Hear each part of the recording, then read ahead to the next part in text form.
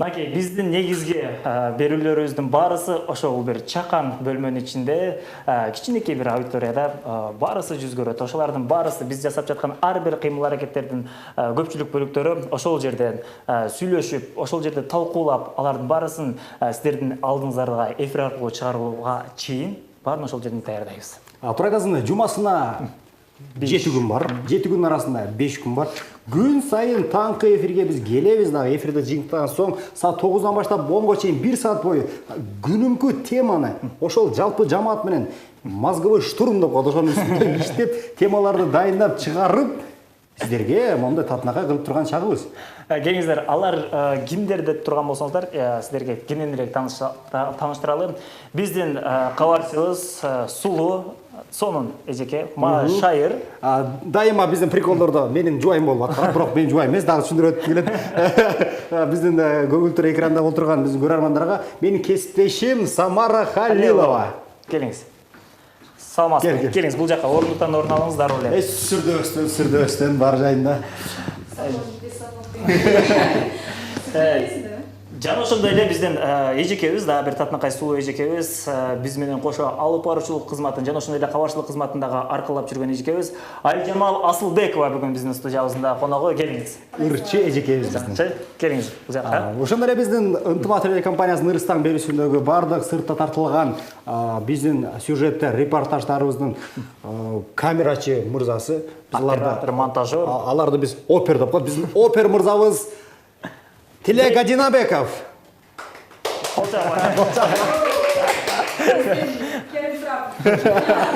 Азырдап берет. Жана ошондой эле сиздерге бизде чагылдырып берүүдө өтө мыкты эмгектер жасаган көңүл ачуучу программалардын режиссеру жана ошондой эле Рыстан программасынын оператору, режиссеру, монтажеру. Дастарбек ортобузда айткандай, биздин кораблдын капитаны, биздин капитаныбыз. Ал инсан бизди күн сайын таң эртеден туруп башкарып келет. Келиңиздер, аны да тааныштырып өтөлү. Манас Мусаев. Өзү да кенен, пейли да кенен, биздин агабыз. Келиңиз. Орундуктан, офтодон орун алыңызчы. Жана ошондой эле урматтуу мекендештер, ушулардын баарысынын башын бириктирип, бизде бир муштумга түйгөн биздин агабыз Асанбек Карагозуев. Көңүл ачуучу программаларынын редактору. Келиңиз. Андан сырткары биздин камеранын артында Дастан Маматжанов деген оператор мырзабыз дагы бар. Ал бүгүн мен кызматта болоюнчу деп камерасын колуна алып бизде тартып жаткан учуру ыраазычылык билдиребиз. Кандайсыздар? Бул чабуулар менен баштачы. алгачкы иретте биздин өзүбүздүн локомотив болгон Ырыстан берүүбүздүн алдындагы ошол бизди сүйдүрөп келгиле деп баштап ушул убакыттардын аралыгында күн сайын жумасына 5 күн бар.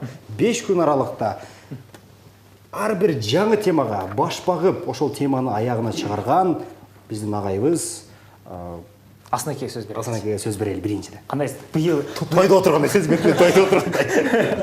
Асанаке, биз 6 ай бою жалпы мекендештерге бир сезонду жыйынтыктатабыз. Сиздин оюңузча сезон кандай өттү?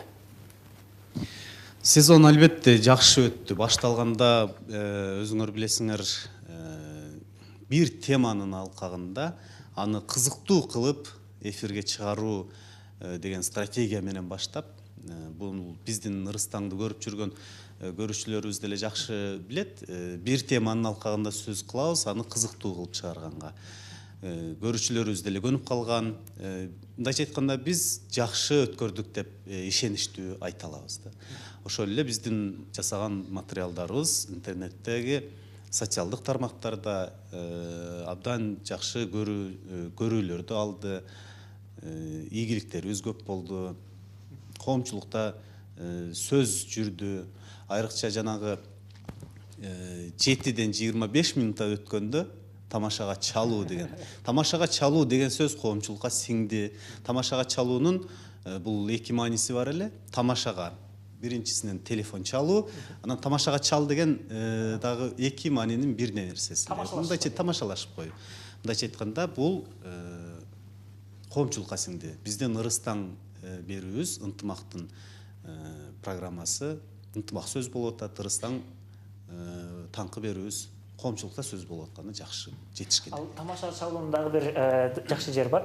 7:30 чамаларында деп дагы айтылып келет. 7:30 чамаларда күн сайын сен тамаша даярбыз. Анан кийинки сөз биздин режиссер мырза болсунчу. Биздин Рыстан көрсөтүүбүздө студиядагы эфирлердин баарысы сиздин колуңуздан өтөт эмеспи? Микрофонду uzatып койсоңуз мүмкүн. Биз закадровый видеолорду атайын алып, ошол Манас экенин сүйлөштүк эле. Бул жакта биз түз эфирде алып барган учурларыбызда бул жака эфирлерди бергенден кийин биз бул жакта бош калып калабыз да. Анан бул кардын сыртында көп окуялар болот. Ошолорду топтом кылайын десе ынабай койду да.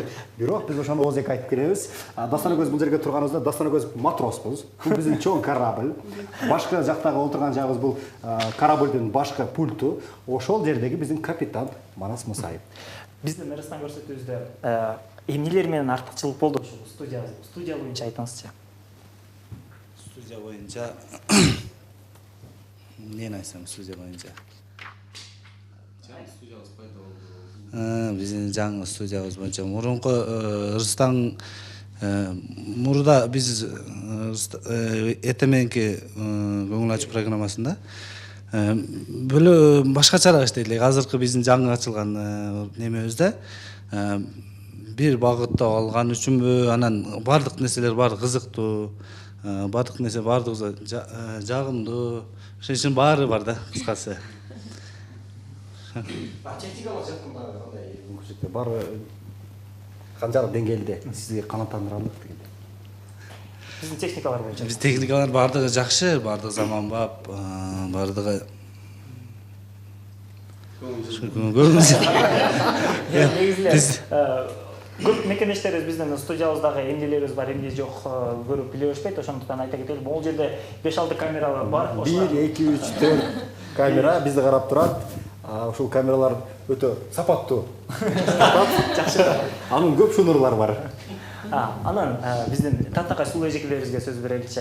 Эжекелер, айтсаңыздар, биз берүүдө уруштар да көп болду, талаштар да көп болду. Ошого карабастан бир команда экенибизди далилдеп мыкты чыгара алдык.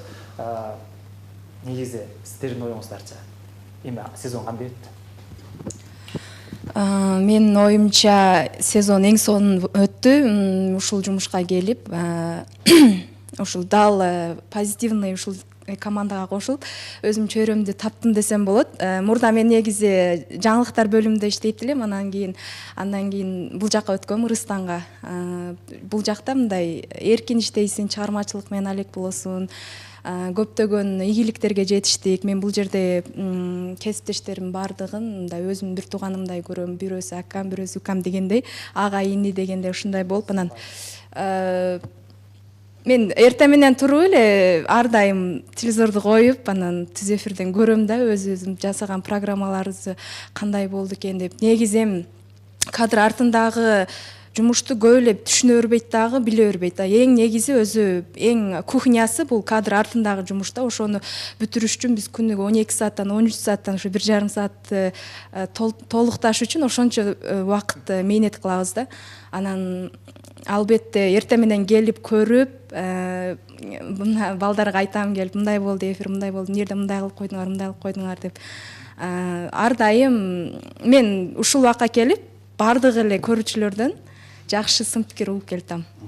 Биздин көрөрмандар биздин Самара Халилова, биздин кесиптешибиз бардык ошол кадр артындагы рубрикалар даярдаган эжекебиз, ошондой эле эң мыкты актриса десем деле жаңылышпайм. Анан ошол образын мыкты. кошумчалай кетсем, мен көбүнчө Элбек экөөбүз жубайлардын түгөлөн ролун аткарып келебиз. Анан жашоодо экөөбүз группалашпыз, кесиптешпиз, анан эң жакын достордонбуз.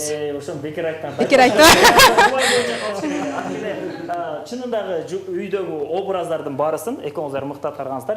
Көргөндөр баары эле жубайлар деп ойлоп калышчу да. Ургандар, айрыкча балкашка менен чапкандарчы. Айткан сөздөрүмдү кайтып алдым. Ошол чын болчу деп коем. Азыр деле баклажкамды алып келдим. Мында биз кийинки биздин микрофонду узатсак, биздин кесиптеш айым эжекебиз Ажамал Асылбекова, биздин алып баруучу ырчы. Эжеке, биз сизди мурун ырчы катары көрөт элек да, кийин биздин катарыбызга кошулдуңуз. Негизи чыгармачылык чөйрөдө экөө баары бир тармактуу деген менен баары ошентсе дагы өзгөчөлүктөр бар да. Ырчылык чөйрө менен бул журналистиканын чөйрөнү айкалыштырып кетүү канчалык оор болду? Албетте эки тармакты алып кетиш кыйын, бирок эгерде ал сенин сүйгөн кесибиң же болбосо жактырган кесибиң болгон болсо, ал кыйынчылыктарды да жеңе биле алат экенсиң. Мен кандай кыйынчылык болсо дагы, бирок ошол максатка жетүү үчүн ошончо кыйынчылыктарды басып өткөнгө аракет жасадым. Албетте бул баардыгы жалпы кыргыз элим үчүн болду десем болот. Кыргыз элинин маанайын көтөрүү максатында ар дайым жакшылыкта кызмат кылабыз жана ошондой эле ар дайым таң эрте сиздердин маанайыңыздарды ачып, жакшы маанай тартуулаганга аракет жасап келдик. Ушунча аралыкта мен сиздер менен аябай сыймыктанам десем болот. Албетте уруш, талаш, ысыгы, суугу, ачуусу, татуусу, жашоо ошонусу менен кызык дейт го. Ошол сыңар эле бул тармакта, бул жумушта дагы сиздер менен айтышкан учурлар болду, кайра эле жарашкан учурлар болду, жакшы күндөрүбүз ар кандай күндөр эсте калды десем болот. Мынакей сонун күн келип, азыр жайкы эс алууга кетип жатабыз. Жалпыңыздарга жакшы, жагымдуу жайкы эс алуу каалайм. Чоң рахмат. Ал эми кийинки сөздү өзгөчө берүүгө аракет жасайлы. Анткени бул акырына бергенибиздин да жөн жайы бар. Анткени бул мырза кече күнү өзүнүн атаек сезимдерин дагы толуктай алды. Биздин кесиптешибиз Тилек Адинатбеков, Кудайым буйруса, ата болду. Рахмат чоң, рахмат. Эң эле алгач эле айтыңызчы, ата болуу сезим кандай экен? Эми ата болуу сезимин мындай сөз менен айтып жеткирүү кыйын экен да. Негизи мен бирөөлөрдү көргөндө, бирөөлөр эми баягы камерага тартып жүрүп, анча барып тартып чыгарып, андай эле неме болчу эмес да, бирок кандай десем, айтып коет го 7-чи асманда жүрөсүң депчи, ошондой эле болот экен да. Азыр канчанчы асманда жүрөсүз? Азыр бир аз ылдыйга чыгып калдым бирок.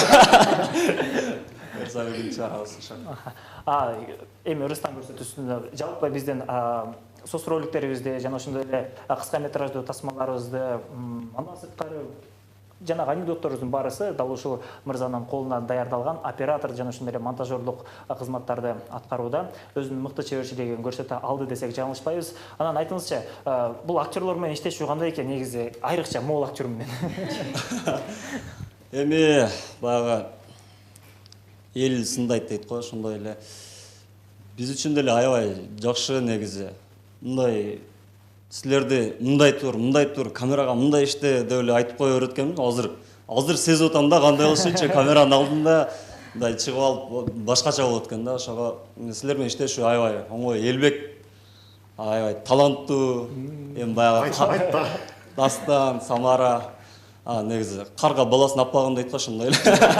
Мен бир мактап коеюн.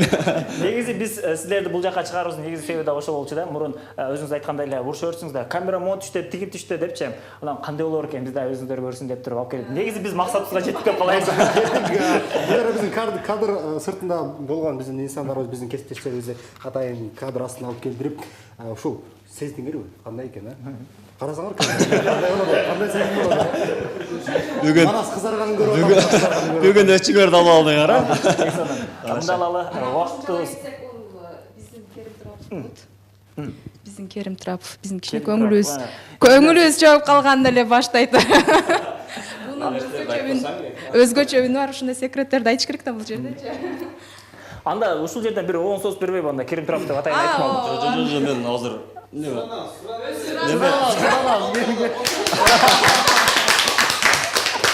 негизи мен ырдабайм, анан баягы ырчылар айтып коет го, эртең менен голосум жок депчи. Ошондой. Анда мейли. Анда жыйынтыктайлы, биз да убактыбыз соңуна чыгып бара жатат. Жыйынтыктоочу сөздү биздин көңүл ачуучу программабыздын редактору, биздин өзүбүздүн агабыз, көптөгөн ийгиликтердин баштоого, биздин ийгилигибизди жеткирүүгө негизи ушул инсандын салымы өтө чоң десем жаңылышпайм. Азыр дагы эң акыркы ийгиликтердин бири бул чачын алды. Ушул жерден айтып калыш керек экен. Тамаша. Келиңиз, анда жыйынтыктоочу сөз сизге берели. Өргүүгө кетип атып, жайда эфирге чыкпайбыз эми деп жайда алып коелу деген ой. Анда калтакталып көрсөтүп койбойсузбу?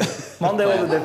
Тамаша албетте. Макул. Эми жыйынтыктоочу сөз катары биздин ушул сезонубуз жыйынтыкталып атат. Анан жаңы сезондо мына күздөн баштап жаңы формат менен, жаңы күч, дем менен дагы жакшы контентти даярдап аракет кылабыз чыгарганга. Бизден алыстабаңыздар, урматтуу теле көрүүчүлөр. Мен ушул жерден микрофондон пайдаланып бардык силердин кесиптештериме ыраазычылык билдирем. ачуу сөздөр болду, таттуу сөздөр болду, суук күн болду, ысык күн болду дегендей. Эми иш болгон жерде кемчиликтер болот экен. Кыскасы анан кийин телеканалдын көрүүчүлөрүнө дагы биздин аудиторияга дагы ыраазычылык айтам. Бизден алыстабаңыздар, биздин эмгегибизди баалаганыңыздарга ыраазычылык айтабыз. Мындайча айтканда биз ушул сезонго коюлган миссиябызды толук аткардык, миссиябыздын туу чокусуна жеттик деген ойдомун. Рахмат. Керек анда ушул убакытта биргеликте команда менен, жалпы команда менен биздин көрөрмандарга бир ай жаңы сезонго чейин бир айга чейин ушул жерде конкретный бир жакшылап коштошуп коелу. Урматтуу мекендештер, сиздердин кызматыңыздарда Рустам көрсөтүүсүн жалпы жамааты болду. Алардын Асанбек Карагөзүев редактор, Манас Мусаев режиссер, Самара Халилова жана ошондой эле Айжамал Асылбекова кабарчы жигиттерибиз. Андан сырткары Тилек Адилматбеков, биздин оператор мырзабыз жана ошондой эле Дастан Маматжанов. Дастан турат биздин оператор мырзабыз болду. Андан башка дагы көптөгөн. Дастан ке, ушул учурдан пайдаланып сиз дагы бир студиябыз коштошуучунда келиңиз. Акырында. Тез эфир. Уялма, келди. Кол чабуулар. Бул жакта бизде кадр артындагы биздин опера агаларыбызды такыр кадр алдына киргизе албайбыз, бирок ушундай күндө түз эфирден пайдаланып туруп, момуптур керек болсо алып кирип коебуз. Аны эмесе сиздер менен коштошобуз. Жалпыңыздарга ыраазычылык. Кийинки сезондо амандашканча келиңиздер бир чогуу кыйкып койбойлубу?